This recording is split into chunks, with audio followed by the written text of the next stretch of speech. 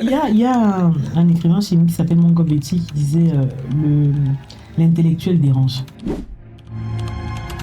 Moi, je dis toujours que l'amour est d'abord pour ma part un engagement, mais je dirais même politique.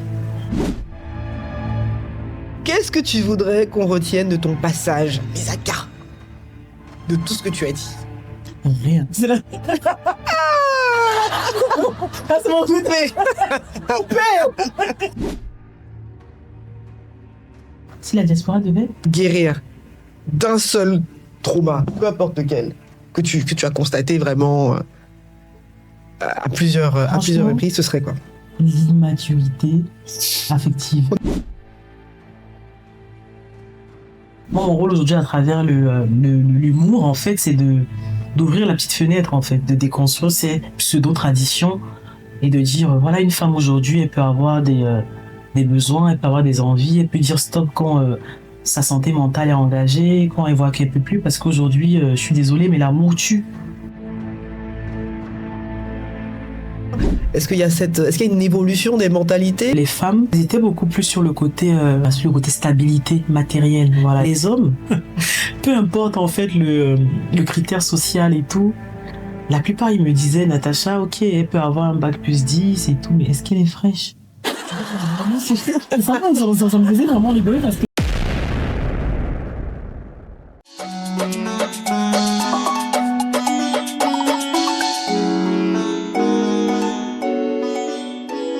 bienvenue dans Mesaka. Mesaka qui signifie construire la maison, bâtir la maison en moé. Aujourd'hui, nous recevons une invitée exceptionnelle. Natacha, fondatrice de Black Love Connection. Humoriste engagée, connue comme la présidente des immatures, la présidente du dérangement, professionnelle dans la gestion du risque en tant que crédit manager et créatrice de contenu sur les dynamiques hommes-femmes et les enjeux générationnels. Bonjour Natacha. Bonjour. Est-ce que tu peux nous parler de toi, au-delà de ce que tu présentes sur les réseaux sociaux, Instagram, etc. Alors, tu l'as bien dit, Natacha, c'est une femme engagée, en fait. C'est une femme qui a, j'aime bien le dire, en fait, qui a compris que les blessures silencieuses, en fait, deviennent des traditions familiales. Et les traditions familiales, lorsqu'elles ne sont pas questionnées, deviennent des prisons. Donc ça, c'est une phrase, en fait, que j'aime bien mettre en avant. Sinon, hormis ça, Natacha, c'est une maman. C'est une personne qui aime travailler, qui aime s'amuser, mais au-delà de tout ça, qui aime rigoler et passer des messages en fait au travers du rire. Donc voilà. Comment on passe de crédit manager, comment on fait cette jonction avec la création de Black Love Connection? Alors moi j'aime bien dire en fait que je n'ai pas changé de métier en vrai parce que je suis toujours dans la gestion du risque, j'ai juste changé l'actif. Voilà. Donc aujourd'hui, je ne fais plus de la gestion financière. Bon, j'en fais toujours en parallèle, mais je fais aussi quelque part un peu on va dire la gestion affective ou émotionnelle parce que bon, je passe par le rire pour essayer de faire ressentir aux gens certaines émotions. Et donc pour moi, c'est une transition qui est faisable en fait. Voilà. Est-ce que tu peux nous parler un peu de Black Love Connection? Alors, Black Love Connection, j'aimerais dire en fait, avant toute chose, avant d'être même un lieu de rencontre, moi je voulais en fait que ce soit, on va dire même un engagement en fait. Parce que pour moi, le Black Love, l'amour en fait, c'est d'abord une histoire d'engagement. Et quand je parle d'engagement, je parle de responsabilité. Donc j'avais créé en fait cette plateforme-là déjà pour pouvoir redorer un peu l'image en fait du Black Love. Parce qu'on en parlait beaucoup aux États-Unis. C'est un concept que d'ailleurs j'ai pris de là-bas parce que j'ai beaucoup voyagé de ce côté-là et je m'étais rendu compte en fait que ça existe en fait des couples noirs forts. Et pour avoir grandi au Cameroun, être arrivé en France, on va dire à peu près vers 15-16 ans, j'ai remarqué en fait que les personnes en fait qui réussissaient souvent ici, sous dans notre communauté, avaient tendance à se marier en fait à l'extérieur. Et je me suis posé la question pourquoi? Pourquoi c'est aussi commun en France, même si j'ai aucune problématique avec le métissage en soi. Et j'ai voulu en fait juste mettre en avant qu'on peut effectivement avoir des couples forts, des couples construits, mais par contre ça demande, on va en parler par la suite je crois, en fait beaucoup je veux dire de déconstruction de schémas identitaires et tout, et voilà, donc c'est pour ça que je dis toujours que Black Love Connection pour moi c'était un engagement en fait, voilà. Ok, c'est super intéressant. Effectivement, on va y revenir. Mais j'ai une question qui est presque fondamentale, puisque tu te fais appeler la présidente des immatures, la présidente du dérangement. Mais Natacha, tu déranges quoi? Tu déranges qui? Et pourquoi? Alors, il y a un écrivain chez nous qui s'appelle Mongo Betty qui disait l'intellectuel dérange. Voilà, c'est pour dire en fait que le mot dérangement ou immature est choisi parce que quelque part, lorsqu'on entend immature, on a envie de rire, on a envie de retourner un peu à l'enfance, voilà. Mais derrière le rire, comme je disais, c'est un moyen qui, pour ma part, est assez stratégique. Parce que derrière le rire, en fait, je pense qu'il y a un écrivain qui le disait, elle disait, le rire est une arme de construction massive. Parce qu'en fait, au travers du rire, on passe des messages, en fait, les gens ne se sentent pas forcément attaqués. Et ça fait tomber l'ego aussi. Donc, je dérange, en fait, au travers de certaines choses que je vais aborder qui ne vont pas comme ça, en fait, avoir l'impression d'être plus ou moins gravissimes ou d'être réels et qui vont interroger, en fait. Parce que les gens, au début, ils rigolent, après, ils réfléchissent, après, ils se positionnent et après, ils se questionnent. Et ça, c'est mon Ouais, c'est objectif, en vrai. fait, Mhm. voilà, quand je monte sur scène. Et justement, ça fait finalement quelques années que tu es dans l'humour officiellement. Je crois que c'est Hum, depuis la période du Covid. Covid. Qu'est-ce qui Alors, te fait arriver à cela? il y a deux transitions, en fait, Dans ce aujourd'hui, pour me parcours? considérer comme humoriste. Moi, je considère que je suis humoriste depuis bientôt 2 ans et demi, parce que Ok, c'est là où j'ai commencé à monter réellement sur scène, ok. à côtoyer aussi on va dire, des personnes qui sont quand même dans ce domaine-là depuis longtemps. Moi, 2020, ça a été, en fait, comme je dis toujours, une espèce de transition pour moi parce que je suis quitté, en fait, de cette femme qui était, on va dire, en couple depuis des années à celle qui revient, j'aime bien le dire, dans le marché dans le marché du travail, De l'amour. dans le marché de l'amour, surtout avec plein de, voilà, une nouvelle renaissance. Parce que moi, je me suis mis en couple à l'époque très, très jeune et là, j'arrive en 2020. Il y a le Covid, il y a plein de changements et n'ayant pas été éduquée, on va en parler aussi avec cette capacité à pouvoir, on va dire, exprimer des sentiments plutôt fragiles. Mais en fait, j'ai décidé de passer par la création de contenu et de raconter un peu ce que je rencontrais dans mes nouvelles expériences de dating. Et de là, en fait, est venu tout simplement on va dire, ce goût pour l'humour. J'ai rencontré après des personnes qui m'ont motivé. Tout le temps, j'en parle, Lenny Bunga, des personnes qui m'ont, on va dire, qui m'ont un peu aidé à me former pour pouvoir monter sur scène. Et de là, bah, est né on va dire, le personnage de la présidente des immatures, ensuite du dérangement. Aujourd'hui, effectivement, donc il y a ce Black Love Connection. C'est un Mhm. canal pour quand même aborder des sujets profonds concernant justement les personnes de la Oui. diaspora, etc. Et j'ai envie de te demander à quel moment tu t'es dit ou tu as compris qu'il existait un problème de maturité émotionnelle dans nos dynamiques ou dans notre univers. Alors, je pense que c'est lorsque j'ai eu à avoir des conversations avec des personnes qui avaient parfois réussi dans le cadre professionnel, personnes adultes, mais qui avaient du mal à avoir des conversations vulnérables. C'est Hmm. là que j'ai compris qu'en fait, il y a vraiment une problématique émotionnelle dans notre communauté, dans la diaspora de manière générale, en fait. Et je me suis dit, bah, en fait, ça peut être ma mission d'aborder, en fait, aussi cette partie un peu affective qui est souvent très, très tabou chez nous. Et je pense notamment à un écrivain, c'est une dame d'ailleurs, qui s'appelle Chimanda. Elle disait, nous sommes tous féministes. Et en fait, les personnes qui ne comprennent pas ça vont le voir négativement. Mais en fait, pour moi, dans le féminisme, il y a le genre, en fait. Et je trouve que même dans nos communautés, les hommes sont tout aussi touchés par cette histoire de genre. Parce que l'homme, par exemple, socialement, n'a pas forcément le droit de se montrer fragile. Il y a beaucoup de choses dans nos traditions voilà, qui touchent un peu ce côté-là. Et je pense que c'est parfois la cause, en fait, de beaucoup de problématiques affectives dans le domaine du couple afro. Et voilà. Pourquoi tu penses que c'est un sujet si si caché, si tabou, ce sujet-là, justement, ce côté délicat de l'amour? Pourquoi est-ce que, justement, tu penses qu'il y a ça, traditionnellement, Bah, dans nos cultures? Bah, je l'ai dit au début, en fait, parce que déjà, quand on parle de tradition, c'est quelque chose qui va être ancré, c'est vraiment beaucoup plus deep, en fait. Donc, je pense que c'est quelque chose qu'on doit déconstruire aujourd'hui. Et la diaspora, on est assez bien passé aujourd'hui parce que quelque part, on a j'aime à dire, cette double âme. C'est-à-dire, on est entre l'Occident et entre aussi l'Afrique. Et ça nous permet aujourd'hui de pouvoir peut-être aussi visualiser et aborder des thèmes et des thématiques que peut-être nos parents ne pouvaient pas faire à l'époque pour plusieurs raisons. Hmm. Aujourd'hui, on a Internet, on a la possibilité de se documenter, on a même aussi l'ouverture à la parole. Aujourd'hui, on parle en fait entre nous. C'est-à-dire entre femmes, on a des groupes. Aujourd'hui, on s'assied, on discute. on a la possibilité parfois d'interroger même nos mamans et on se rend compte que parfois, dans tradition, il y a mémoire. Et dans la mémoire, en fait, il y a plusieurs choses, en fait. Il y a les non-dits, il y a les silences, il y a tellement de choses à l'intérieur qui font que moi, je pense qu'aujourd'hui, il faut vraiment qu'on rentre en profondeur et qu'on réouvre, en fait, parfois certaines mémoires, peut-être éventuellement travailler ce qui n'a pas été fait auparavant. Ouais, c'est super intéressant. C'est vrai qu'il y a des différences générationnelles, tout simplement.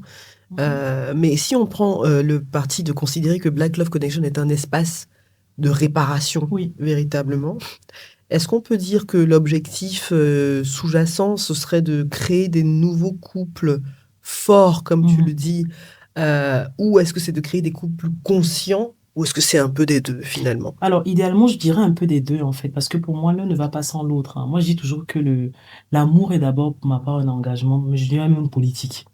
Je vais vraiment plus loin quand j'en parle parce que je dis Intéressant. que aujourd'hui, malheureusement, et je pense que c'est un peu ça qui est aussi un peu à la tête du fait qu'aujourd'hui, on a moins de gens qui s'engagent dans les couples, c'est qu'on a perdu vraiment, pour ma part, la racine fondamentale de la relation de couple. Aujourd'hui, les gens veulent en fait se mettre en relation sans parler d'engagement affectif, émotionnel, je dirais même spirituel, politique. Je pense qu'il y a beaucoup de choses dans l'amour. C'est pas uniquement un sentiment émotionnel. Alors, sachant que l'émotion, ça va et ça vient. Donc, je pense que pour moi, Black Love Connection, c'est une façon de dire aux gens, on peut s'aimer, mais avant de s'aimer, parlons d'engagement, parlons de responsabilité et surtout abordons des sujets qu'on n'abordait pas avant, en fait. C'est-à-dire que tout à l'heure, je le disais dans la tradition, il y a ce côté où on va mettre beaucoup le féminin de la femme est égal au sacrifice, l'homme est égal à l'autorité, l'autoritarisme, parfois la domination. Bon, je trouve qu'il y a beaucoup de choses aujourd'hui en 2026 qui doivent être questionnées. C'est pas parce que quelque chose est questionné que c'est forcément négatif. Non. Et pouvoir l'ouvrir et en discuter pour justement partir de cette base-là pour éventuellement créer des couples forts. Moi, je pense que c'est assez intéressant. C'est intéressant ce que tu dis, mais c'est quoi un couple fort? Pour moi, c'est un couple, en fait, déjà qui a décidé de s'engager l'un envers l'autre. Ça veut dire, je suis responsable de toi, tu es responsable de moi. Dans tous les sens du terme, en fait. C'est vrai qu'aujourd'hui, on est en 2026, dans une ère où on veut nous faire croire que les gens sont forcément bien tout seuls et que voilà. Mais moi, pour ma part, on peut être bien seul, mais l'être humain est fait pour être accompagné. Donc, si on arrive à trouver une personne qui visualise en fait que l'amour n'est pas qu'un sentiment, mais un engagement, et qu'on décide en fait on va dire de rebâtir en fait l'amour sur ce concept-là, pour moi, c'est ça un couple fort. Ça veut dire je me suis engagée en fait à être avec toi, et cet engagement-là inclut, comme je l'ai dit précédemment, l'émotionnel, le spirituel, l'affectif, le côté même santé, très important aussi. Et si tu vas mal, je vais mal, en fait. C'est une complémentarité, mais qui reste une unicité pour ma part, en fait. Est-ce que tu as l'impression que dans les diasporas, il y a beaucoup de couples qui se mettent ensemble, entre guillemets, mais sans cette dimension vraiment d'engagement long terme, véritable, en fait, sur tous les volets que tu as Moi, évoqués? je pense que oui, il y en a beaucoup. C'est pour ça qu'aujourd'hui, on assiste à des échecs, hein, tout simplement, pour X ou Y raison. Parce que tout à l'heure, je l'ai dit, on a déjà cette dualité, en fait, d'âme, là, de se dire, c'est-à-dire on va avoir la double, je sais pas si je vais dire double culture. On veut se baser sur des scripts occidentaux pour faire notre amour, mais d'un autre côté, on veut se baser sur des mémoires traditionnelles qu'on n'a pas interrogées en fait, pour moi, il y a un méli-mélo qui fait que c'est pas évident. Et c'est un peu à ça que Black Love Connection servait, en fait, quand j'étais vraiment très active sur cette mission-là, c'était d'ouvrir le débat, échanger, parler, essayer de comprendre pourquoi un homme va te dire que moi, mon père, c'était quelqu'un de silencieux, pourquoi quand un papa rentrait, tout le monde s'empressait d'aller ranger partout. En fait, il y avait une espèce je vais dire ça comment, de peur, qui aujourd'hui est devenu limite un peu systémique. Ça veut dire que si aujourd'hui on demande à un homme, par exemple, pourquoi pour toi, un homme doit rester silencieux, n'est pas façon, il va te dire, moi, mon père le faisait, mais pourquoi ton père le faisait, point d'interrogation. Qu'est-ce que ça veut dire derrière? Qu'est-ce que ça peut amener comme conséquence? Est-ce que nous, on a déjà demandé à nos mamans, pourquoi elles se taisaient, pourquoi on dit que le mariage n'est pas facile, pourquoi il faut se taire, pourquoi il faut subir, supporter, pourquoi il faut se sacrifier? Pour moi, il y a autant d'interrogations qui sont assez importantes, en fait. Et je pense que si on les ouvre et qu'on réussit je vais dire à déconstruire, hein, parce que d'autres aujourd'hui vont te dire que c'est des modèles traditionnels, mais est-ce que la tradition est faite pour être totalement, pour ne pas être interrogée? Là, aujourd'hui, je me pose des questions. Voilà. Hmm. Est-ce que les hommes et les femmes réagissent différemment à tes contenus? Alors oui, oui, oui, oui, oui. Alors, il faut savoir ce qui est assez intéressant dans mes contenus, c'est que moi, je vais avoir beaucoup plus d'hommes, en fait, qui vont réagir à mes contenus parce que je n'ai pas cette prétention de dire que j'ai la science infuse, mais autant je pose des questions aux hommes, autant je pose aussi des questions aux femmes. Et j'ai l'impression que les femmes, en fait, une fois qu'on va parler des sujets qui touchent les hommes, elles sont hyper motivées, elles sont là, oui, Natacha, t'as raison, parle-en et tout. Mais dès lors qu'on pose la question à nous, c'est que même moi, je suis une femme aujourd'hui, c'est, ouais, pick me. Ça, en fait, les femmes, elles aiment pas trop qu'on s'interroge nous-mêmes, en fait. Donc, j'ai vraiment, c'est bizarre, mais j'ai beaucoup plus d'hommes qui vont aller souvent, je vais pas dire dans mon sens, mais qui vont plus venir me parler par rapport à ce que je vais dire. Qui vont me dire, ouais, t'as raison, parle aussi de ça et tout. Donc, je pense que nous, les femmes, on n'est pas vraiment encore prêtes. En tout cas, celles qui ne sont pas déconstruites, on n'est pas prêtes pour se poser des vraies questions. Voilà, ça peut déranger, ça peut donner l'impression qu'on essaie de chercher la validation du masculin et ça m'arrive parfois d'avoir ce genre de réflexion, mais bon, moi, je suis OK avec ça. Est-ce qu'on peut croire du coup que maintenant les hommes 2.0 aujourd'hui sont plus enclins à faire ce travail, vraiment se dire voilà, je veux m'engager pour de vrai, dans tous les sens du terme, etc. Et Mm. notamment dans nos diasporas. Est-ce qu'il y a une évolution des mentalités? Est-ce que tu le constates? Alors moi, personnellement, je vais parler de mon expérience personnelle. Quand je faisais Black Love Connection, il faut savoir que les couples, en fait, que je décidais de mettre ensemble, c'est des personnes parfois que je rencontrais en face-to-face, avec qui j'avais des échanges. Et c'était dingue parce que les femmes, elles étaient beaucoup plus sur le côté, après c'est beaucoup, ça c'est nous les femmes, hein, sur le côté stabilité matérielle. Voilà, est-ce que c'est un homme construit? Est-ce que c'est quelqu'un qui, on va dire, qui a les moyens de sa politique? Est-ce que c'est quelqu'un qui, voilà, les femmes, on va se questionner plutôt comme ça. Les hommes, c'est la partie qui m'a, peu importe en fait le critère social et tout, la plupart ils me disaient, Natacha, ok, elle peut avoir un bac plus 10 et tout, mais est-ce qu'elle est fraîche? C'est-à-dire qu'il y a vraiment ce... Et ça me faisait vraiment rigoler parce que je te parle pas des hommes, entre parenthèses, qui gagnent du 4 000 € par mois hein, ou même moins. Je te parle même des hommes, j'ai eu des clients, j'ai eu un avocat, j'ai eu un médecin, tu sais, des gens qui gagnaient bien. Et en fait, tu te dis, bah, le mec, intellectuellement, il est là, il va te dire, oui, mais ok, elle croit en Dieu, elle est bien, tout ça, mais À la parle-moi, elle fin. ressemble à quoi? Tu vois. Et là, je disais aux femmes, et c'était drôle, hein, parce que je disais aux femmes, eh, faites attention, parce que vous êtes ici, là, vous demandez des hommes grands, des machins et tout, mais eux, les hommes, là, quand vous allez vers eux, ma chérie, est-ce que tu vas encore à la salle de sport? Moi, je parlais comme ça à mes clients, je disais, toi, tu veux un mec qui fait 2 mètres, toi-même, tu vas à la salle, toi-même, tu fais, je leur disais, c'est une dinguerie, mais les hommes, dans un premier temps, vont quand même porter beaucoup d'attention au physique, en fait, avant d'aller creuser au fond et voir, effectivement, parce que c'est ce que j'ai visualisé. Même si j'ai pas envie de croire que c'est la grande majorité, mais malheureusement, c'est ce que j'ai vu. Donc, je pense quand même qu'il y a des personnes, et aujourd'hui, il y a quand même des personnes qui font cet effort-là. Moi, je les appelle pas les 2.0. Je pense que c'est les vrais 1.0 qui le font. Mais, de manière générale, moi, quand j'entends les débats, aujourd'hui, bon, Dieu merci, la vraie vie, c'est pas que les réseaux. Je me dis qu'il y a quand même beaucoup, beaucoup de travail.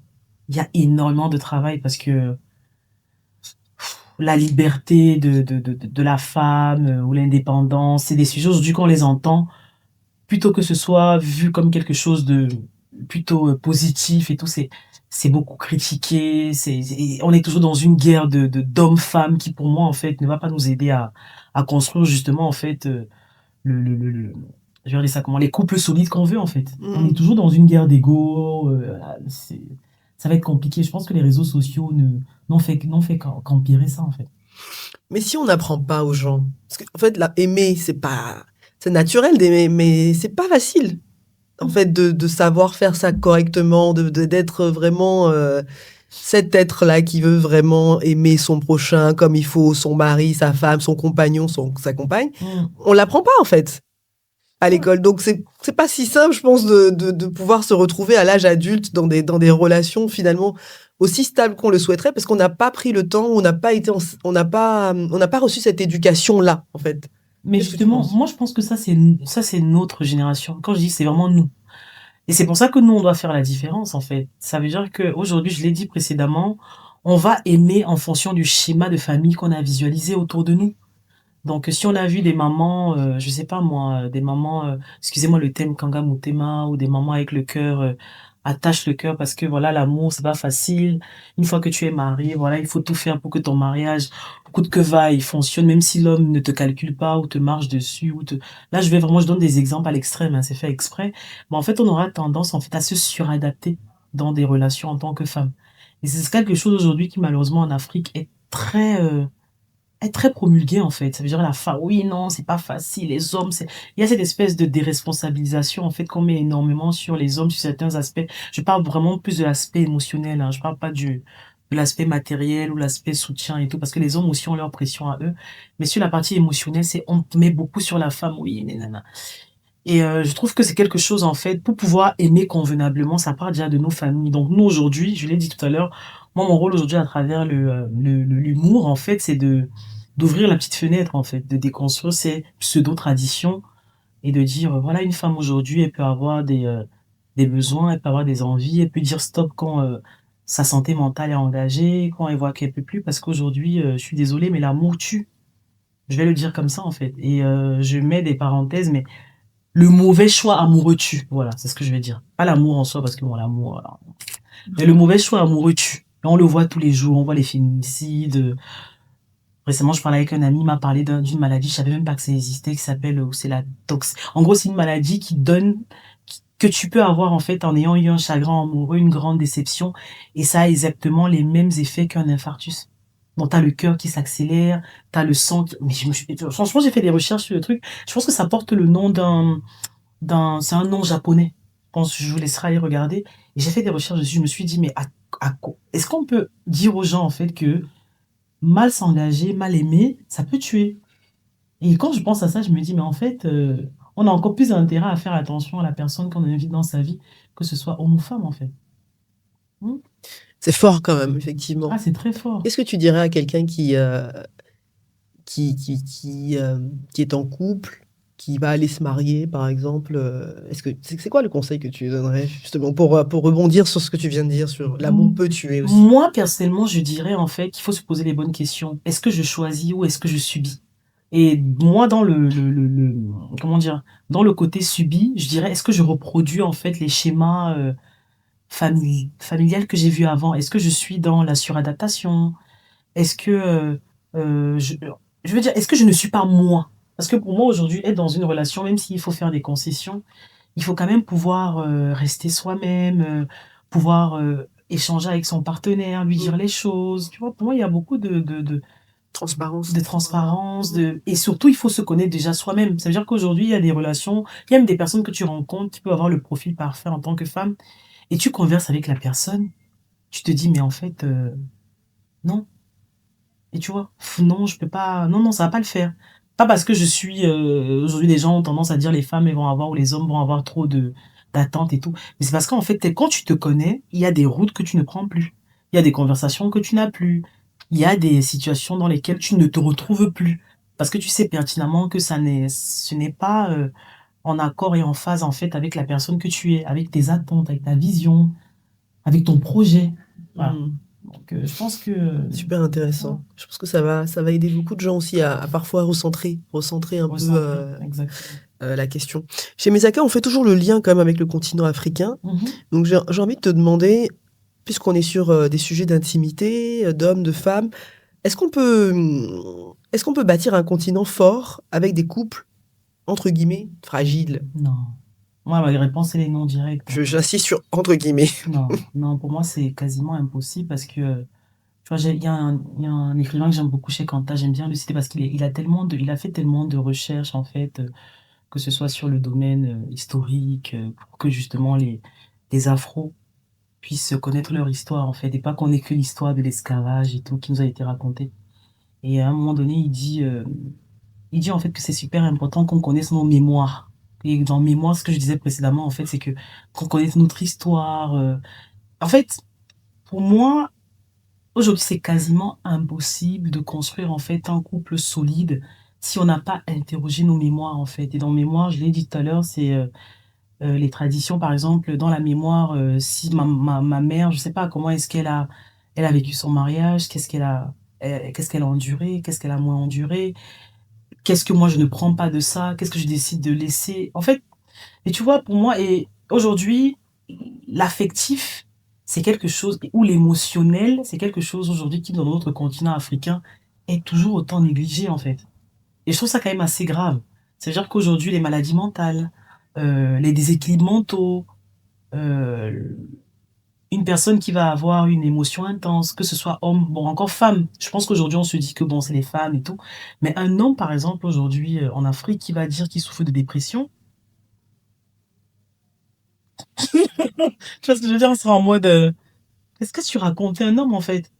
Les hommes, ils sont forts, c'est des robots. En fait, moi, je le dis et je reste persuadée de ça.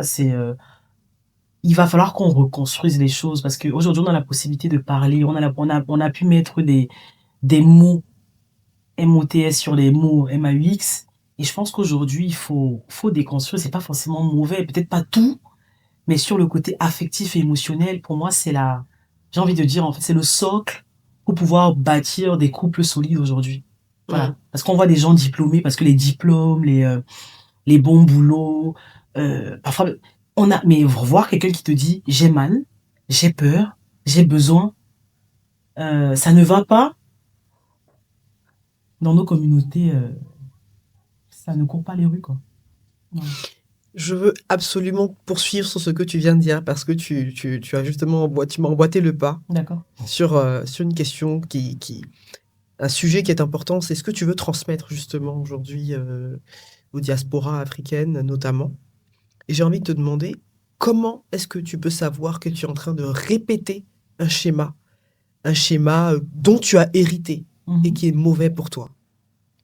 Alors, ça se fait, sincèrement, ça se fait dans l'intimité. Parce que moi-même, je pense que j'ai eu à me questionner il n'y a pas très, très, très longtemps sur, on va dire, ça peut être des choix que j'ai eu à faire sur pas mal de choses. Pour les personnes un peu plus spirituelles, on parle souvent de déterminisme parental. Et c'est quelque chose, en fait, qui existe même dans le contexte, pas que spirituel, en fait. Ça veut dire que on a cette possibilité de se poser aujourd'hui, mais ça demande un travail intérieur.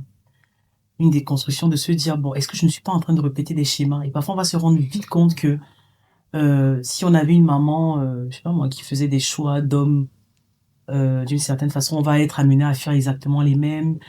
Je sais pas comment je vais l'emmener, c'est vraiment un autre débat, mais je pense qu'il faut juste prendre le temps avec soi-même pour s'interroger en fait sur ce qu'on répète déjà. Parce que moi, j'ai tendance à dire que, je suis désolée de le dire comme ça, mais déjà s'engager avec une personne dont on ne connaît pas le noyau familial, moi par exemple, c'est pas du tout mon dada. C'est qu'aujourd'hui, pour moi, il y a l'homme que je rencontre, l'homme avec qui je fréquente, mais il y a son père. Voilà. Et je pense que parfois, en voyant les parents, le noyau familial, on peut avoir une idée de qui on épouse. Voilà. Donc pour moi, et c'est pour ça que je disais que l'engagement, le couple et tout, il y a tellement de... Ou alors, si on ne veut pas forcément se baser sur le cercle familial, on va observer la personne et voir le travail qu'elle a fait pour ne pas peut-être ressembler à son géniteur ou ressembler à quelque chose qui peut plus ou moins se répéter, même parfois de manière inconsciente, en fait. Bien sûr. Inconsciente. Parce qu'il y a les liens, il y a plein de choses, en fait. Et pour moi, si on n'interroge pas ça... Mais c'est quoi la valeur du travail qui est fait après alors? Parce que finalement, dans une vie de couple, la vie, enfin, je veux dire, il y a beaucoup de jours. On peut avoir fait un certain travail jusqu'au point de rencontrer une personne, et puis on peut vouloir poursuivre ce travail aussi, voilà, pendant, tu vois, une certaine durée. On peut se dire, voilà, il faut que je travaille tel comportement, tel côté, tel côté. Est-ce que, je dis ça pourquoi? Pour parler à toutes les personnes qui se sont mises en couple avec des personnes qui n'ont peut-être pas fait ce travail. Est-ce qu'il faut lâcher l'affaire, entre guillemets, ou est-ce qu'il faut quand même accompagner ces dynamiques, ces souhaits-là de ces personnes qui se disent oui, je suis imparfait, je suis peut-être pas là où tu voudrais que je sois aujourd'hui, mais voilà, j'ai cette volonté de faire ce travail-là pour répondre entre guillemets aux attendus. Qu'est-ce que tu penses de ça? Alors, moi, je pense pas que le but, c'est d'être parfait, parce qu'on est humain, l'humain n'est pas parfait. Moi, je pense que le but, c'est d'être éveillé, Bien sûr, oui. éveillé, conscient et responsable, en fait. Donc, ça veut dire que pour les personnes qui sont déjà en couple, entre parenthèses, si le conjoint a la volonté, tu l'as dit, voilà, tant mieux, mais s'il n'y a pas de volonté, il faut juste se dire que, bah, si on a des enfants ensemble, ça va continuer à s'impacter. Donc, le but pour moi de faire ce travail, je ne suis même pas uniquement sur mon niveau du couple, moi, je suis même au niveau en fait, de notre descendance, en fait. Parce que pour moi, aujourd'hui, aborder ces questions-là voudrait dire que demain, on aura des filles et des garçons qui n'auront pas à se battre. Voilà, on aura on n'aura pas des débats, on va dire hommes-femmes, de guerre, d'ego et autres. On aura des filles, je l'ai dit tout à l'heure, qui vont arriver dans des relations, elles n'auront pas besoin de se suradapter. On aura des hommes qui ne vont pas confondre domination avec silence, peur. Tu vois ce que je veux dire? En fait, pour moi, vraiment, c'est un travail qu'on fait aujourd'hui on va dire, qui va être un peu plus difficile pour nous parce qu'on est dans une déconstruction et autres, mais qui plus tard aura un impact en fait sur sur la génération. En fait, ça reprend à ce que je disais tout à l'heure. C'est vraiment, on a chacun une mission et la mission, c'est soit on la remplit, soit on la trahit en fait. Donc chaque personne est libre de faire ce qu'il veut. Mais moi, personnellement, je me suis dit, je veux un peu la remplir, ma mission. Donc après, chacun voit midi à sa Comment y porte. faire? Ouais. Tu veux remplir ta mission en tant que personne active de la diaspora, en tant que personne afro, tu veux déconstruire des choses, tu le fais. Ça ne sera que bénéfique pour toi et ta descendance. Tu ne veux pas le faire et que tu veux continuer plus ou moins, on va dire, à retranscrire des schémas déjà bien ancrés. Chacun. Donc tu dirais qu'en fait, on a une responsabilité quand même. Moi, c'était le Ouais, mot. Hein. ouais, Pour moi, on c'est a le une mot. responsabilité On a une, en tant que diaspora. on a une grande responsabilité. Mm. Et je pense qu'ils ont commencé ce travail bien au... Quand tu prends des livres comme Peau noire, masque blanc de Frantz Fanon, il en parle en fait. Hein. Il en parle. Maria Mamba. En fait, il y a le terme de la responsabilité dans le cadre relationnel et amoureux, c'est un terme qui, en fait, beaucoup d'écrivains afro en ont parlé, en fait. Quand je te parle d'engagement politique, mais je sais pas si notre génération, à nous, on est prêt, en fait, aujourd'hui encore à avoir ces dimensions, on va dire dans la responsabilité, en fait, qu'on lie, en fait, au couple. J'ai l'impression qu'aujourd'hui, les gens, ils veulent se mettre en couple, les femmes, elles veulent se mettre en couple parce que l'âge avance. Tu vois, on veut être en couple pour dire aussi qu'on est avec quelqu'un parce qu'aujourd'hui, être célibataire, c'est devenu la maladie du siècle. Tu vois, voilà, les gens ont peur, en fait, aujourd'hui, de se retrouver seuls et de s'interroger réellement. Mieux vaut se mettre en couple. C'est une personne, voilà, qui nous correspond pas, mais bon, on n'est pas seul dans son lit. Et puis, je trouve que c'est compliqué aujourd'hui. Limite, quand tu dis que t'es célibataire, oh, t'es plutôt une très belle femme et tout, mais en fait, ça n'a pas de rapport. Oui, alors moi j'ai des amis à moi, ils sont hyper bien dans leur vie, mais ils sont pas en couple.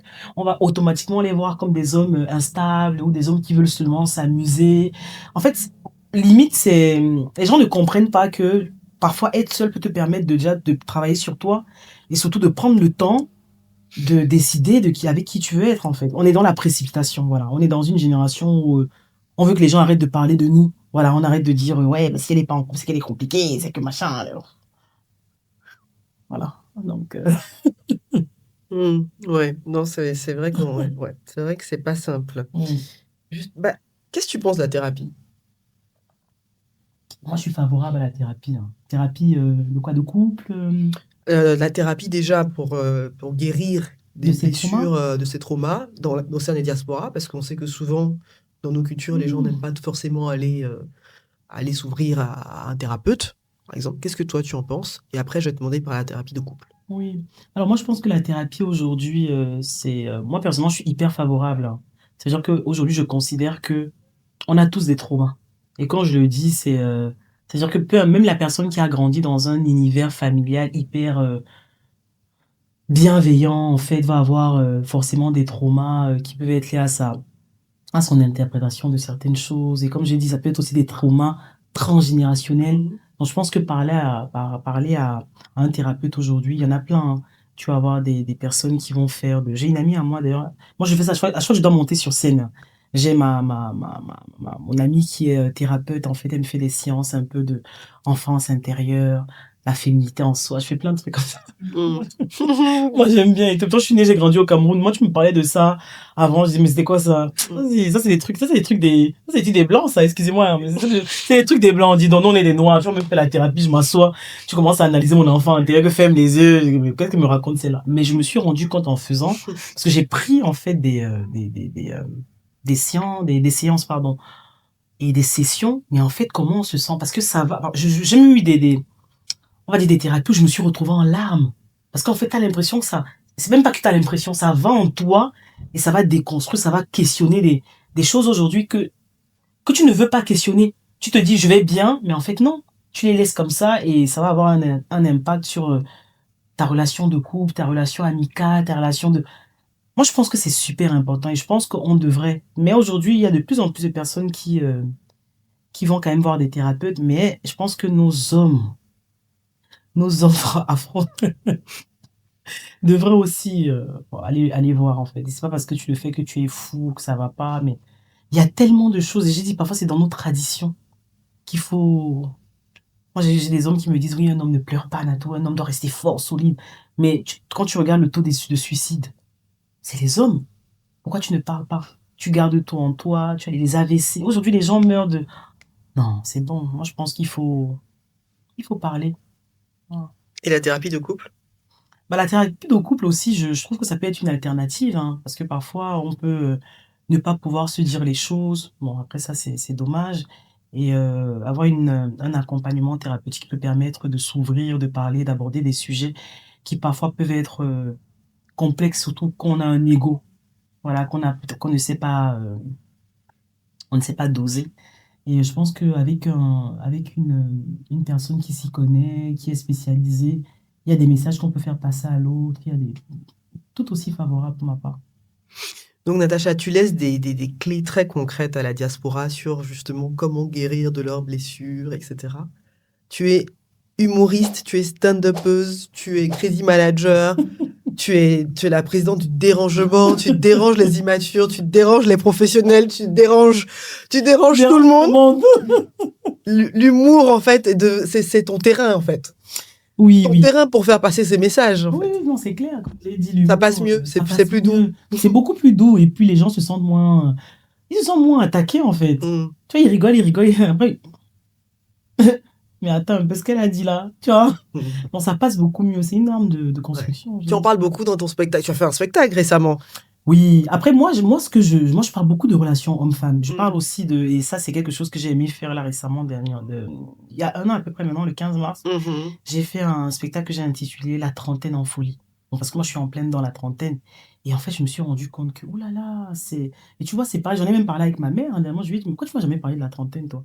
Elle me dit il y a quoi dans la trentaine? On s'est dit mais attends, je sais pas, tu te sens bien, tu es là, tu t'assumes. Elle était morte de rire, mais ma mère, elle était par terre. Tu lui as dit ce que tu, ce que tu Oui, expliques sur la oui. trentaine. Après, ce qui est bien, moi, personnellement, dans ma famille et même avec ma mère, Ouais. c'est que vraiment, après, moi, je suis Bassa, chez nous, on parle de beaucoup de, on n'a pas de mal, on n'a pas réellement de tabou sur le plan Mhm. sexuel, des trucs comme ça. Mhm. Moi, j'en parle avec ma tante, hein, et avec ma mère, en fait. Je parle vraiment de ça et tout. Parfois, il va te donner des conseils. Parfois, si je rencontre quelqu'un, je lui raconte des trucs, elle me dit, ah, celui-là. Et tu sais, les mamans, elles ont toujours ce côté-là où Ce elles flair. visualisent quand même, ce Mhm. petit flair, il est sournois. C'est quelqu'un qui est comme ça. Et je me rends compte que les mamans, parfois, à 99,1% quand même, elles ont raison. Mhm. Elles ont raison, surtout si t'as une maman qui est plutôt, moi, comme la mienne, en fait. Donc, oui, je lui parle de ça, et elle rigole, elle me dit, oui, mais il faut faire attention quand même, parce que ça reste une phase où tu peux rester longtemps célibataire, parce que justement, tu te sens tellement femme, t'es là, tu tournes la tête comme ça, il y a le jeune de 25 ans là-bas, il y a le 41, il y a le 59, tu es dans ta tête, tu te dis, c'est bon, j'ai le choix, je serai toujours frais. J'ai dit, mais en fait, meuf, dose, en fait, tu vois. Donc, c'est... Oh là là, la trentaine en folie, hein. En folie, en folie. Qu'est-ce qu'on peut attendre de toi dans tes prochains... Tu vas en faire d'autres des spectacles. Oui, mais je Tu es continue. sur ta... Là, tu es sur Je suis ma lancée. sur ta lancée, là. Oui, là, j'ai même, je l'annonce comme ça en avant-première. Là, j'ai un plateau qu'on est en Mm. train de vouloir mettre en place du côté du 19e, vers la Villette. Donc, il y a un nouveau spot qui a ouvert. Et là, je suis en pour parler avec le responsable. On va mettre en place vraiment des scènes, on va dire plutôt hebdomadaires. Peut-être une scène par semaine, deux plateaux par mois. Et le but, ce sera vraiment d'aller plus loin parce que il n'y a pas que la trentaine, il y a justement ce genre de thématiques que j'aimerais aborder, mais bon, toujours un peu à ma façon. Les rencontres, la déconstruction. Là, récemment, j'ai écrit sur comment ça s'appelle déjà? Le fait de... Comment on dit ça déjà? Oh mon Dieu. Le fait d'avoir des rapports, d'arrêter. L'abstinence. L'abstinence. J'ai écrit sur l'abstinence, les combats qu'on peut avoir. Voilà, je pense qu'il y a pas mal d'éléments comme ça qu'on peut aborder quand même sur le plan, même la spiritualité, revenir à Dieu, qu'est-ce qu'on a comme challenge et tout, que ce soit dans le domaine extérieur. J'ai tellement de choses Mhm. à, Tu à- parles beaucoup de à- ça aussi. Tu Oui, parles aussi oui, beaucoup de spiritualité. oui. Parce que On n'en pour a moi, pas c'est parlé. lié. Ouais, Pour moi, c'est lié, en fait. Tu ouais. vois. Moi, personnellement, je fais un lien direct entre le relationnel, le couple, le sexe, la spiritualité. Pour moi, c'est hyper méga lié. Voilà. Hmm. Personnellement, après, chacun fait ce qu'il veut, Non, hein. non, c'est intéressant ce que tu dis. Donc, il faut s'attendre à d'autres spectacles Oui, bien sûr, bien sûr. où Il tu y en aura, vas il y aura d'autres. développer Je davantage cette vais développer thématique davantage la thématique. et déranger encore les gens davantage. Ok. Ok. Est-ce que j'ai envie de te poser une question de fin, hein. Enfin, de presque fin, parce que je me lasse pas de relancer des questions, mais de presque fin. Est-ce que si la diaspora devait guérir d'une seule chose, ce serait quoi? Si la diaspora devait... Guérir d'un seul trauma, peu importe lequel, que tu as constaté vraiment à plusieurs Franchement, reprises, ce serait quoi?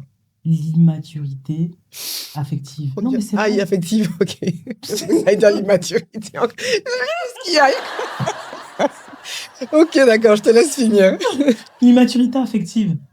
Et c'est ce dont on a parlé durant, c'est l'immaturité affective, en fait. Ce côté où l'affect, c'est pas réellement abordé, c'est pas pris au sérieux, c'est pas entendu. Voilà, ce serait ça pour moi. L'immaturité affective. Bon, on va clôturer, on va clôturer là-dessus. Natacha nous a partagé déjà pas mal de choses qu'on aura plaisir à partager et à Non, finalement, réécouter. c'est la dernière question alors. Bon, tu m'as relancé. Donc, oui, tu m'as relancé. Donc, je vais te partager déjà la question que nous a laissée le dernier invité. Parce que chez Medaka, chaque invité laisse une question Ok. au prochain sans savoir que ce sera toi qui sera amené à la répondre. Et c'est pas mal d'ailleurs. Qu'est-ce que tu voudrais qu'on retienne de ton passage, de tout ce que tu as dit? Rien. C'est là. À ce moment Coupé, coupé, on coupe ça, on coupe ça. non, tu vois, c'est drôle. Non, sincèrement, je voudrais que chacun retienne. En fait, c'est ce qu'il a à retenir. En fait, pourquoi je dis ça? Parce que j'ai pas.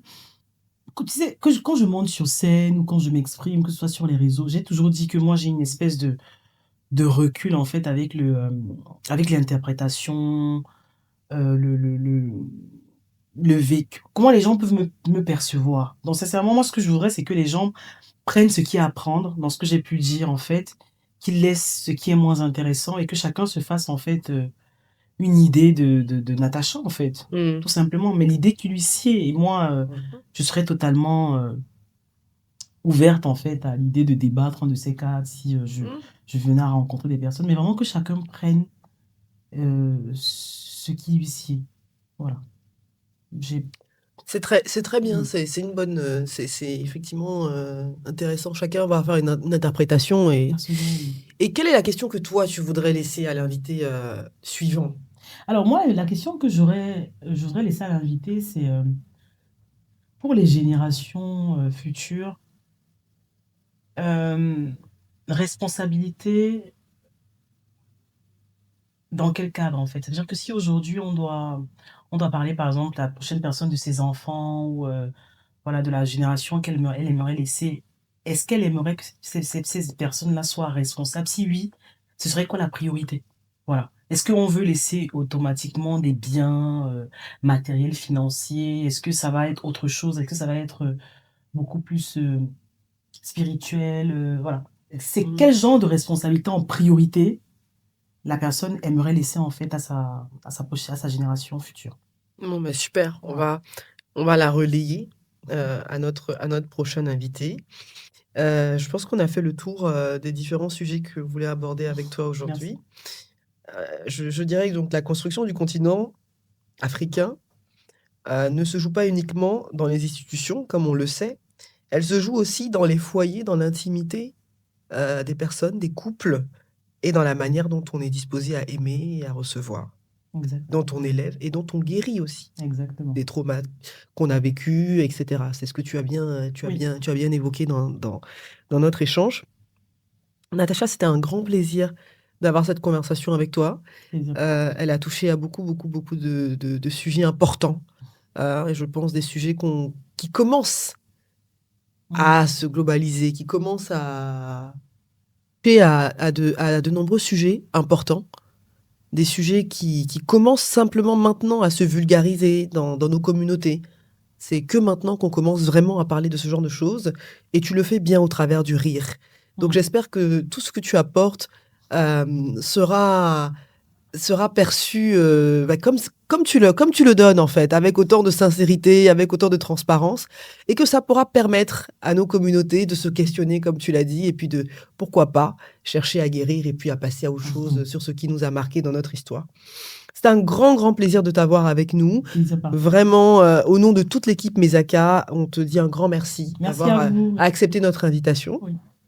Et on mettra évidemment tous les handles de Natacha pour que vous puissiez la suivre sur ses réseaux sociaux.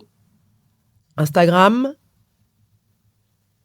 J'ai Facebook, fermé TikTok pour le moment, donc que ça. Instagram précisément.